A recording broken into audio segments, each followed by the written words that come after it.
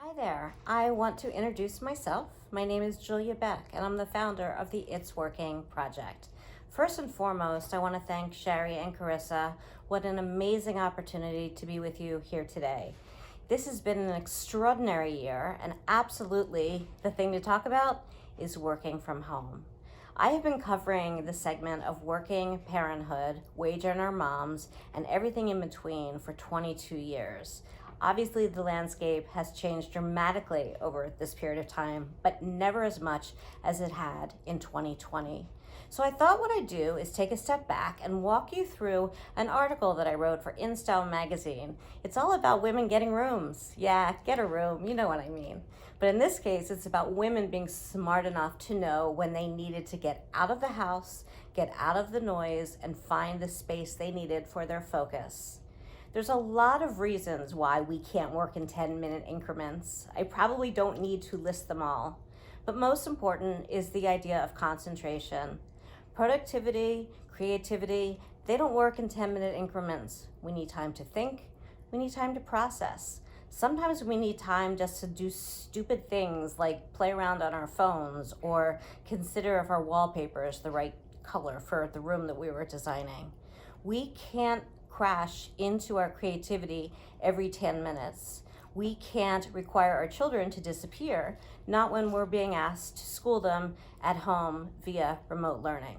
So when I started off with the InStyle piece, I wanted to get a really fabulous cross-section of parents from across the country. I wanted to give readers an opportunity to meet women from different parts of the world, from different industries, from different situations, and I wanted you to know how they got a room. I thought today we'd start with one of my favorite stories. It has to do with a doctor in Chicago, a doctor who is so beloved by her patients. She was regularly on call, and due to telemedicine, which was so important during COVID and always, she had to take her patients' calls from her home. Only her home was in a smaller Chicago apartment, and the only space available for taking telemedicine calls was in the bedroom of her boys. There were twin bunk beds stacked one above the other. She would lean against the bunk beds and she would stare straight at a transformer while she answered important medical questions. She thought she could handle it. She thought she could focus. She sort of could focus, but the problem was that the transformer, it was just taking over her reality. She couldn't do both. She investigated her options and she found a relatively new, small hotel, a boutique hotel, if you will, located right in her neighborhood of Lincoln Park in Chicago. She took a hotel room, which was really much more like an apartment. She made a deal with her husband. They alternated. One would be at home, one would be in the room at the hotel called the neighborhood. She would take her time to talk to patients. He would take his work time, and sometimes, not very often, they would hire a babysitter and find a way to even stay there together, because obviously keeping a relationship intact is just as important as keeping your work life intact, probably more. So that was the Chicago story, and I loved it a lot. I loved it because she was so resilient, so creative, and really so very clever about figuring out how to best handle her patients' needs. But bigger than figuring out how to talk to her patients was her ability to figure out how to take care of herself. She knew she couldn't hear her name or the word mom, mom, mom all day long. She knew she had two very rambunctious boys, and there just wasn't going to be a way to make that work. I love the fact that she set out, this is my work associate. Her name is Addie. You can't see her. You can't see her, but I'll cut this out. She's here. She knew better, and she knew what she needed. She was smart enough to go out and find what she needed and actually bill it back to her medical office. The things that she did made for a better work situation, also created a lot more calm in her. She was able to lean into her parenting a little bit more and really enjoy the time with her husband.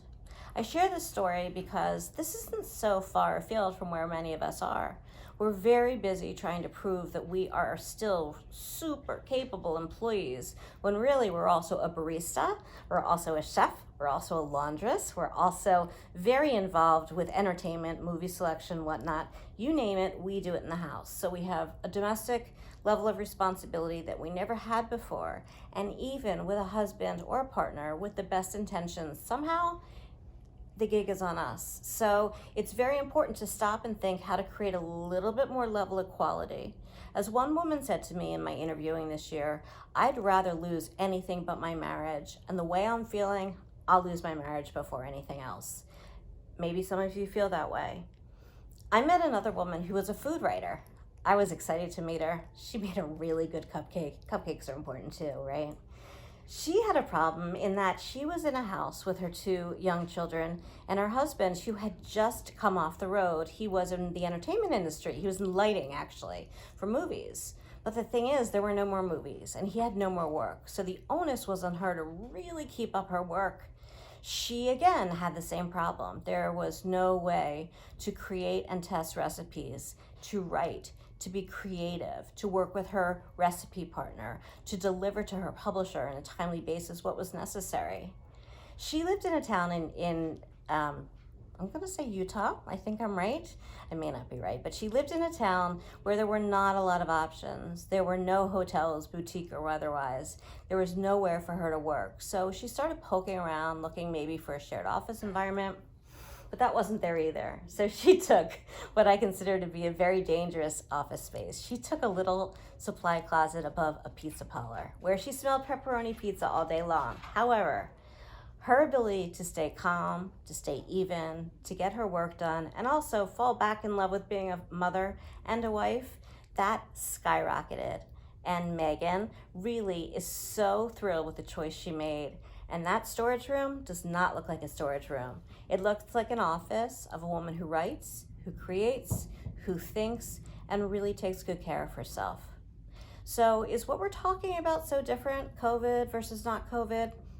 I don't think so.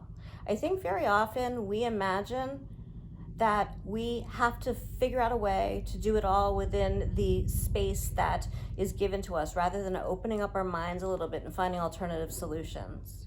If you can find more space for yourself, I promise you, you'll be more productive for yourself, for your work, for your partner, for your family. Productivity only comes when you treat it like you value it.